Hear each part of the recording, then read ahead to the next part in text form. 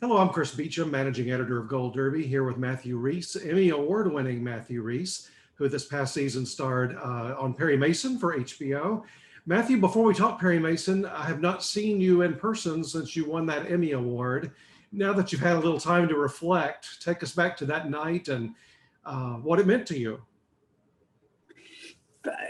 I, without sounding like I'm blowing my horn too much, if you were to tell my 13, 14-year-old self what that night would have entailed, I wouldn't have believed it, because I was very fortunate at that time to be shooting a movie in Pittsburgh with Mr. Tom Hanks.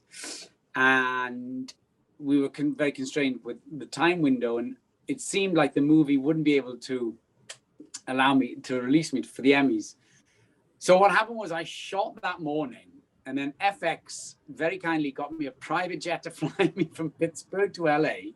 I landed in LA, and then they chartered a helicopter to take me from Van Nuys to downtown to land on the roof next door to the Emmys. And then I went down into the Emmys. The only way the timing would work. That in itself, I kind of wouldn't have believed. So when I got the Emmy, went to the after show party for like 10 minutes. I had one beer.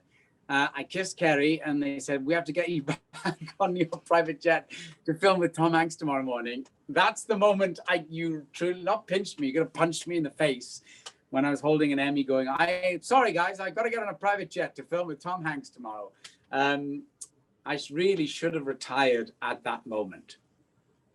Well, Tom Hanks is no stranger to awards, Emmys and Oscars and everything else. What did he have to say to you after you won? Just a very gracious congratulations, which, you know, just to walk on to go to work the next morning and have Tom Hanks say congratulations on your Emmy was as surreal as winning one. With that trip in mind and the last minute arrangements and all of that, it must have felt like, almost like, did you have to go find the award and hold it just to make sure it wasn't a dream?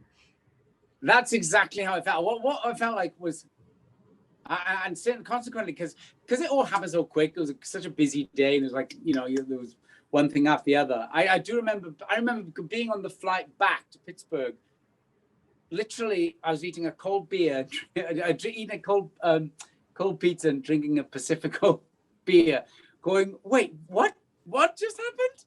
And then to go on to set the next morning with, you know, Tom was even more bizarre. It was only when I got back to the apartment that night I went, oh, that did happen. That's bizarre.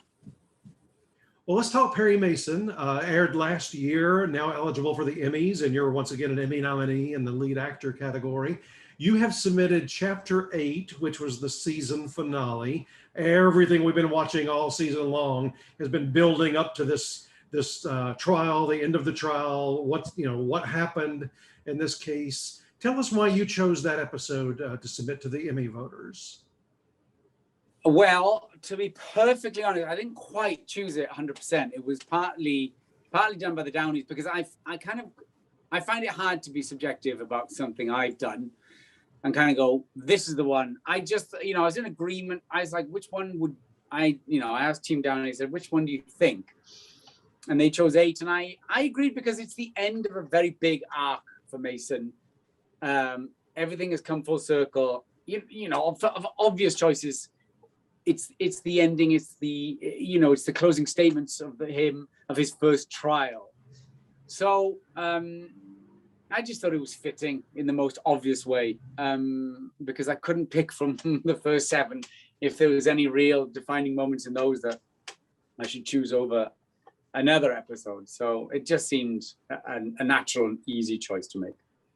Well, one thing I love about it, you have a lot of great scenes, but a couple of them I wanted to bring up. One is the scene around where you're stoking the fire outside, and you're talking to Della and trying to figure out exactly if what your next move was going to be on the case. Talk about that scene, and I'm sure as an actor you love scenes where it's just you and one other person, and you get to play off of each other. I mean, that's one of the real beauties of Mason is, yes, there were a lot of scenes like, you know, that I had that luxury with Chris Chalk, with Shea Wiggum, you know, with Julia, all those moments where he's kind of unfolding as a character. Everything Mason was doing, I was being allowed to do as an actor in real time, which is an incredible luxury. The whole evolution of him as a courtroom, lawyer, I did in real time in chronological order, which was just incredible. And there was so much juice to it all, that it was, you had those scenes just with one other actor where you got to unpack everything. You got to do it all in real time. And just everything they laid into that, all the inner conflicts that came with it, the obvious outer ones, but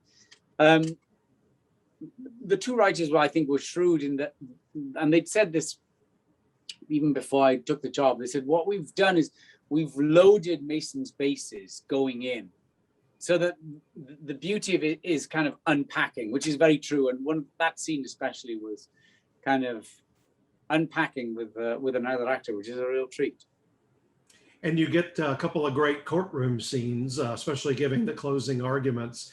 I've noticed over the years, whether it's film or plays or TV, courtroom scenes are just audience catnip. I mean, audiences love those types of scenes. Lots of people have won awards for courtroom dramas and so forth. What did you enjoy most about delivering the closing argument? The fact that we'd had all this, I thought it is incredible about Perry Mason is that they were brave enough to take 8 episodes for one case. A number of the times when people said, is it a case every episode? I was like, no, it's one case for 8 episodes. And they were like, wow. And I think what happens when you take up that much real estate, you take that much time on something, the audience is so invested that by the end, you have the time in those courtroom scenes to really dive into detail, which sometimes, I think there's as much as audiences love a courtroom scene, I think there's also a fear that they can become static and staid. So we walked this fine line of kind of going,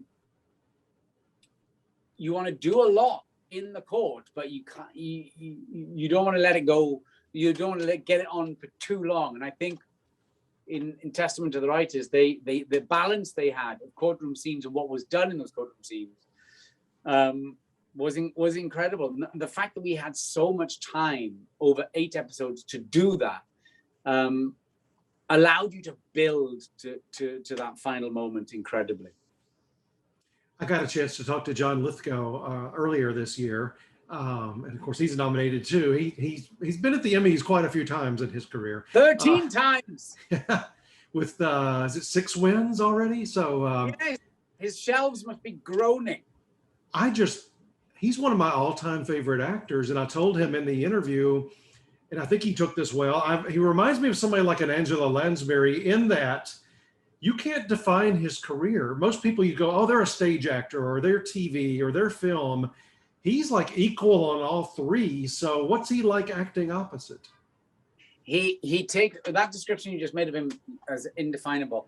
He takes that on a human level and times it by 100. He then says things like on set, when he left, because he's such an accomplished artist, he drew all the core cast. He painted their portraits in character and gave them out as farewell cards.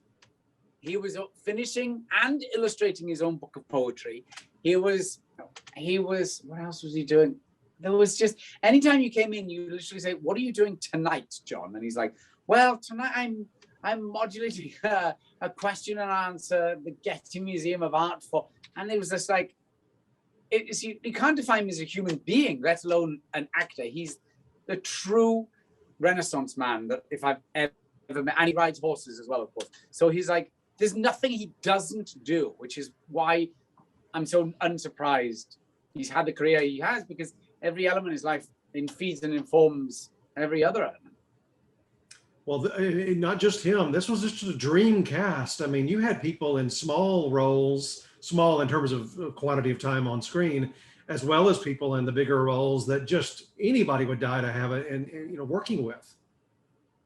Yeah, we were blessed with the ensemble cast that Timber and Patton put together, and I think, to his testament, he's of that nature whereby if he puts the right players together, then it all takes off, and that's what he did. He set a precedent and a security and a safety whereby I think everyone just felt very comfortable, very safe, and in those settings, then people can really fly. Well, you mentioned the Mr. Rogers movie. I'm thinking about The Americans when I'm about to ask this question. I'm thinking about The Post. You fit so well in these time period movies, things from other decades, other eras, and here you're in the 1930s. What did it feel like for you playing in this world of the 1930s? Well, I'm wholly convinced I'm born in the wrong era, but I should have been born decades ago anyway. But this is a real kind of box checker for me, in that I was someone who grew up with watching Humphrey Bogart and James Cagney and these incredible early film actors. So for me to have the opportunity whereby I'm wearing the fedora and flicking the cigarette and walking away with a quippy one line, there was a number of boyhood kind of dreams that I was realizing. There were moments, in those big crowd scenes where I felt like I was in Chinatown. It was a lot of dreams come true. And then on top of that, you had this incredible script. So just every element was, I still kind of look back with a wonderment.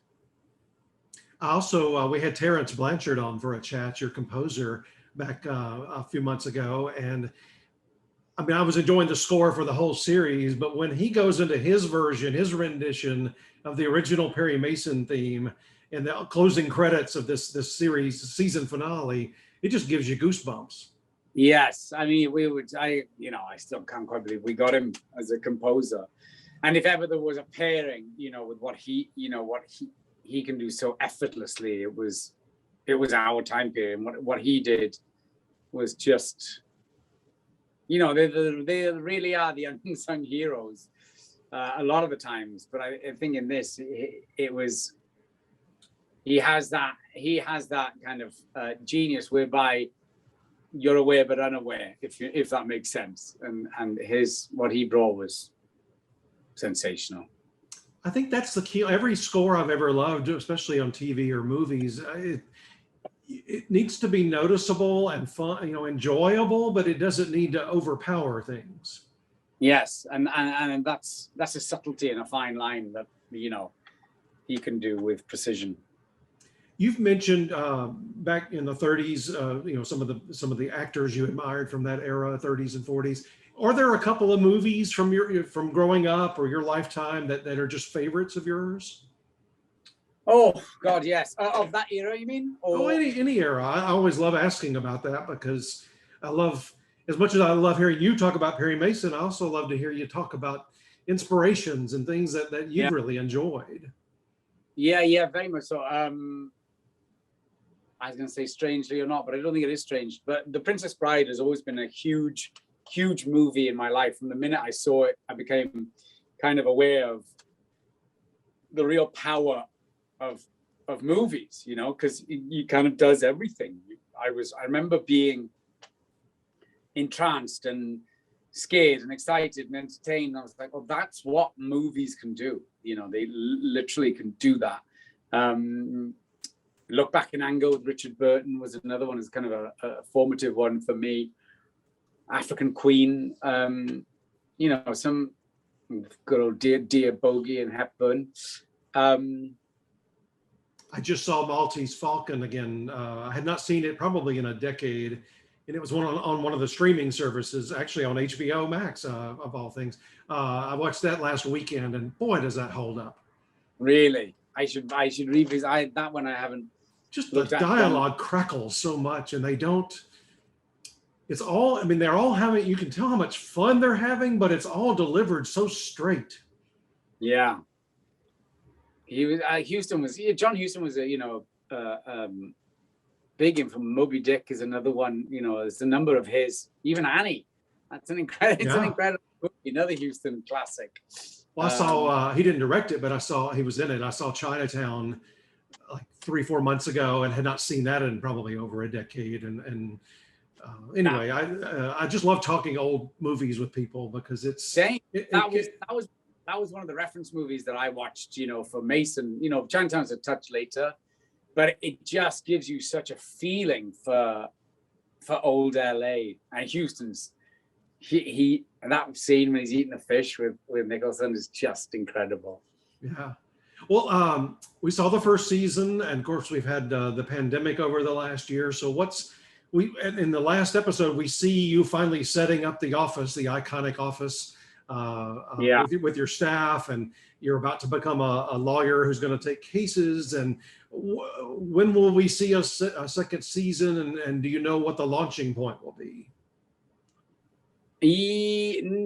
Yes, I think we're still going to pick up relatively close to where we left off. As to when we'll shoot it, unfortunately, because of COVID, we've been delayed. So there's still no fixed date. They are hoping to start this year. Fingers crossed, Delta variant, depending. So we don't know is the answer. We should have been shooting now. And we're not, so one can but hope. Well, we've all learned to have patience over the last year and a half. Nothing changes medically, or are we going to see you out at the Emmys here in a few weeks? Absolutely. It's it's a kind of joy to know that we can turn up in person and see a few old pals and have an excuse to come to LA. So yes, I'll be there for certain. Well, I can't wait. Last time I saw you was in the I was in the press room when you came on stage back there to do your Q&A, and I got to ask you a question. And sometimes I'm as thrilled for the person as I think they are, because I knew how hard you'd worked to get that, and how long you'd worked to get that, and so we were so proud of you. Thank you, Chris. That means a lot, and it was a big moment in my life. So. Thank you for saying that. Well, thank you, and everybody go to Gold Derby and subscribe, and you can see lots of other interviews with our Emmy nominees for this year. And thanks, Matthew, and good luck. Chris, always a pleasure. Thank you for the invite.